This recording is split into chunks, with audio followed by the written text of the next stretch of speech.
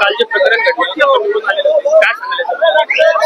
काल जे प्रकरण घडलं मी काल त्या ठिकाणी आमचे सगळे कॉन्टिंगला होते. कॉन्टिंग मध्ये चालू असताना आम्ही 3200च्या लीडनं पुढे होतो. चौथा पाचच्या घरी त्यांनी काय केलं, जाणूनबुजून अधिकाऱ्याला धरून त्यांनी तिथल्या मशिनी बंद केल्या आणि मशिनी बंद करून 5च्या 6व्या राऊंडच्या मशिनी बंद करून त्यांनी त्या पेंडिंग ठेवल्या. एक तास त्यांनी अक्षरशः बंद केला. त्याच्यानंतर सगळं कॉन्टिंग झाल्यानंतर त्यांनी काय केलं, मशीन बंद आहे म्हणून असं सांगितलं आणि त्यानंतर त्यांनी नवीन मशीन त्या ठिकाणी आणल्या. नवीन मशीन आणून त्याने तिथली चिप काढून त्याच्या मशीन कुठून आणल्या काय आणल्या आम्हाला काहीच माहित नाही आणि त्यांनी नवीन मशीन त्यांच्याकडे तयारच होता. त्यांना ते चिप काढून त्यांनी त्यांच्या चिप लावल्या आणि आम्ही त्यांना त्या ठिकाणी त्यांना धिंगाणाही केला, त्यांना वाद घेतला. त्यांना बोललो आम्ही की हे चुकीचं हो राहिलं, तुम्ही हे करू नका. तरी त्यांना कारण आम्हाला दाखवलं की वय आकडे येत नाही आम्ही ते मान्य केलं होतं. पण काय झालं, त्यांनी जी त्या ठिकाणी नारायणपूरच्या आला, त्या ठिकाणी आयुक्त आला, आयुक्त त्यांनी भेट झाल्यानंतर ते एका गाडीतून गेले. त्याच्यानंतर तिला जो आरोप होता इलेक्शनचा निवडणूक आयोग, त्यांनी एक घंटा पहिलेच त्या ठिकाणी येऊन म्हणजे ज्यांना कॉन्टिंग चालू असताना कोणाला पुढे जाताच येत नाही त्या ठिकाणी ते मध्ये जाऊन त्यांनी 1 घंटा आधीच त्या नारायणपूरच्याला मध्ये जाऊन त्यांनी त्या ठिकाणी शुभेच्छा दिल्या. म्हणजे अक्षरशः हस्त आंदोलन करून त्या ठिकाणी गाळा भेट करून त्यांनी 1 घंटा आधीच शुभेच्छा दिल्या. म्हणजे त्यांचा प्री प्लॅन सगळं ठरलेला होता. आम्ही पहिल्या निवडणुकीच्या इलेक्शन पासून त्या दिवशी परवाची जे इलेक्शन चालू होतं त्या दिवशी वोटिंग चालू होतं, त्या दिवशी अनेक त्यांना 2 ते 2.5 हजार या ठिकाणी बोगस मतदान आणलं होतं. काही बदनापूर, अंबर या ठिकाणी सर्व जालना जिल्ह्यात त्या ठिकाणी बोगस मतदान होतं. आम्ही त्या ठिकाणी 100-100 जणांना पकडले, पोलीस स्टेशनचं स्वाधीनही केलं. पण पोलीस स्टेशनचं स्वाधीन करूनही त्यांनी कारवाई केली नाही. त्या ठिकाणी अनेक धिंगाणे झाले, अनेक भांडणं झाले बोगस मशीनच्या माध्यमातून. पण यांनी सरळ त्या ठिकाणी त्याचा ईएमच्या मॅनेज करून अधिकाऱ्याला मॅनेज करून त्याचा जो आरोप होता त्याला 50 लाख रुपये अशी आम्हाला अशी माहिती मिळाली आणि त्याने 1 घंटा आधीच त्यांना शुभेच्छा देऊन टाकल्या. म्हणजे ज्या क्षेत्रामध्ये त्यांना तिथं निवडणूक वोटिंग चालू असताना कोणालाच त्या ठिकाणी परमिशन मिळत नाही जायला, त्या ठिकाणी नारायणपूरच्या जातो त्याला आयोग त्या ठिकाणी निवडणूक आयोगाला ऍडव्हान्स मध्ये 1 घंटा पहिले शुभेच्छा देतो कसा. आमचा प्रश्न त्या ठिकाणी तोच होता की ईएम तुम्ही बंद करताय, 1 घंटा बंद करून तुम्ही ते चिप बदलली ती आम्हाला दाखवली का नाही. तर त्यांनी सरळ त्या ठिकाणी मशीनच बदल केले त्यांनी आणि त्या चिपही बदल केला. त्याला जबाबदार हा आमदार नारायणपूरचे आणि तिथले ते निवडणूक आयोग जे होते बरड आणि आयुक्त हे सगळे याला जबाबदार आहेत. वादाच्या पुढच्या नंतर तुमची काय आता पाऊल असणार? आमची यापुढची बाळासाहेब आंबेडकरांनी आम्हाला आदेश दिला, आम्ही न्यायालयीन लढाई या ठिकाणी लढणारच आहोत. त्यापुढे जाऊन ज्या दिवशी या शहराचं महानगरपालिकेत सत्ता बसणार आहे त्या दिवशी आम्ही सर्व जनता घेऊन महानगरपालिकेला घेराव टाकणार आहोत आणि आम्ही ते होऊ देणार नाही, इथली सत्ता स्थापन होऊ देणार नाही. त्या ठिकाणी हे करणारच आहोत. त्याच्या माध्यमातून अजून आम्ही आज सर्वांनी प्रण केलाय, ज्या आमच्यावर जो अन्याय झालाय सर्वांनी आम्ही निवडणूक आयोगाला कंप्लेंट करणार आहोत. कोर्टातही आम्ही न्यायालयीन लढणार आहोत आणि निवडणूक आयोगाला आम्ही या ठिकाणी तुमच्या सोशल मीडियाच्या माध्यमातून सांगतो की सर्व मतदार या ठिकाणी निवडणूक आयोगाला पत्र व्यवहार करणार आहोत की हे जे झाले ते चुकीचं आहे. ते ईएम मॅनेज आहे आणि जी दडपशाही भाजपची चालली आहे ती भाजपची दडपशाही थांबवण्याची असेल, लोकशाही जर आपला जिवंत ठेवायचे असेल ते थांबवणं हे गरजेचं आहे. तुम्हाला असं वाटतं की न्याय भेटेल? आम्हाला न्याय भेटेल नाही भेटेल आम्ही न्याय देऊ तर आमचा विश्वास आहे, जनतेवर आमचा विश्वास आहे आणि आम्हाला या ठिकाणी आम्ही आमचा लढा हे चालूच ठेवणार आहे.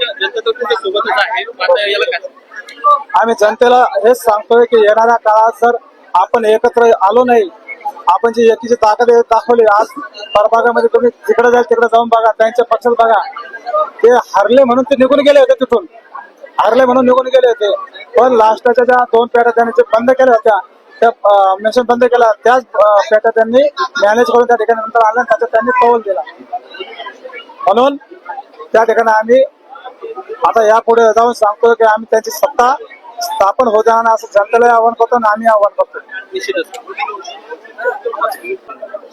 काल जे इलेक्शनचा निकाल लागला, जनता म्हणत होती तुम्ही पुढे आहात, निकालातही निर्णय झाला होता, काय घडतं? काल जनता म्हणत नाही, जनता म्हणत होती की निवडणूक आयोगाचे अधिकारी म्हणत होते तुम्ही सगळे चारी पॅनल वंचित बहुजन आघाडीचे निवडून आलेले, सगळ्यांनी जल्लोष करायला सुरुवात केली. शेवटच्या 4-5 पेट्यामध्ये त्यांनी तांत्रिक बिघाड दाखवून डिस्प्ले चालत नाही, डिस्प्लेला आकडेवारी व्यवस्थित येत नाही असं कारण सांगून त्यांनी त्या तांत्रिक मशीन मध्ये याची चिप काढ त्यामध्ये टाक, त्याची चिप काढ यामध्ये टाक असं करून त्यांनी आम्हाला निकाल दाखवला. आम्हाला एका मशीन मध्ये त्यांनी 20 मतदान हे एक्स्ट्रा होते जे आम्ही नोंदणीकृत बघितले होते आमच्या पानावरती शेवटच्या दिवशी जे आम्ही घेतले होते ते 20, त्यामध्ये काउंटिंग 20 ची शिल्लक मशीन मध्ये 20 दाखवलं होते, आमच्याकडे 20 होते, 20 कमी होते सगळ्या पक्षांच्याकडे. आम्ही त्यावर आक्षेप घेतल्यानंतर त्यांनी दीड ते 2 तास ती मशीन मध्ये त्या टेबलचा निकाल राखीव ठेवला. बाकीचा सगळ्या टेबलचा निकाल त्यांनी पुढे घेतला, बाकीचा टेबलचा निकाल पुढे घेतला आणि सगळ्याच्या लीड वरती होतो, पुढे होतो. त्यानंतर 4-5 याच्यामध्ये त्यांनी दाखवली की यामध्ये तांत्रिक बिघाड आहे, आपण दुसरी मशीन आणू आणि त्यामध्ये चिप लावून तुम्हाला डिस्प्ले मेमरी तीच राहील, मशीन वेगळी राहील असं सांगून आम्ही त्यांना म्हणतोय की सर आम्हाला हा बूथचा निकाल तुम्ही राखीव ठेवा, सगळ्यांना बोलवावे ते करा. तर त्यांनी त्या गडबडीमध्ये सगळ्यांना तो निकाली जाहीर करून त्यामध्ये आम्हाला कुठं 35 मतदान आहे, त्यांना 350 मतदान आहे, पुढे 40-45 त्यांना 400 मतदान आहे, 350 मतदान आहे. आणि बाकीची इतर मशीन मध्ये त्यांना 60-70च्या जनतेच्याकडे 70-80 मतदान, आम्हाला 250-300-250 सगळ्याच्यात आम्ही पुढे होतो. नंतर त्यांनी या इलेक्शन मध्ये पैशाचा इतका महापूर आणला, इतका पाऊस पाडला, पैशाचा महापूर आणला. त्यानंतर बोगस वोटिंग केली, बोगस वोटिंग आम्ही धरून दिली, पोलिसांच्या स्वाधीन केले, पब्लिकने त्यांनी मारहाण केली, थोडंसं झालं. पण ते लोक कुठे गेले काही कळालं नाही.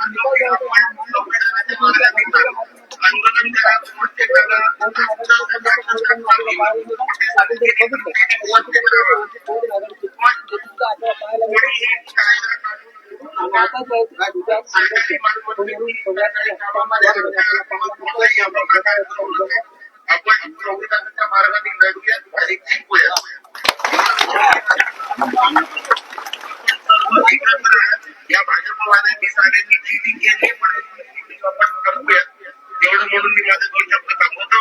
जय हिंद, जय महाराष्ट्र.